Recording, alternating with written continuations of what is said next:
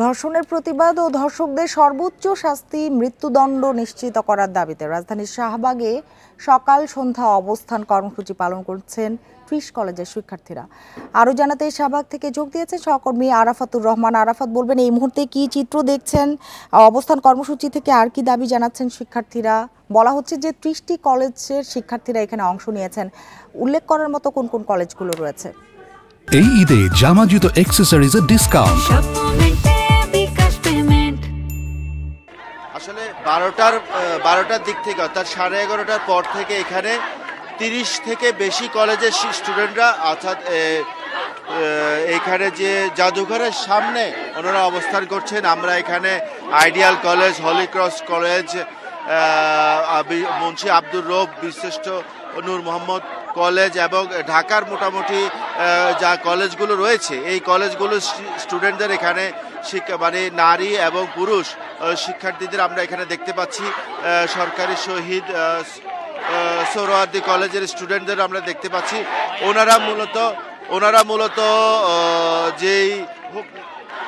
মূলত যেই দাবিগুলো করছেন, যে দাবিতে মূলত দাবি হচ্ছে যে ধর্ষকদের এখানে ফাঁসির দাবি তারা করছেন। আমরা অন্তত 4টি কলেজের 4জন শিক্ষার্থীর সাথে কথা বলেছি। ওনারা বলতে চাচ্ছেন যে ওনারা দ্রুততম সময়ের মধ্যে ফাঁসির দাবি করছেন। আমরা একটি কথা বলেছিলাম যে সরকার থেকে তো 180 দিনের কথা বলছে, ওনারা ওই দাবি মানতে রাজি নেই। তবে ওনারা সুনির্দিষ্ট করে বলছেন না যে কত দিনের ভিতরে এই দাবি পূরণ করতে হবে।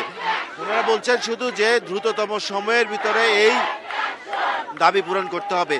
বারবার আরেকটি কথা বলছেন যে এখানে আসলে কোনো নারী এখানে আসলে এই দেশে বর্তমান সময়ে নিরাপদ নয়।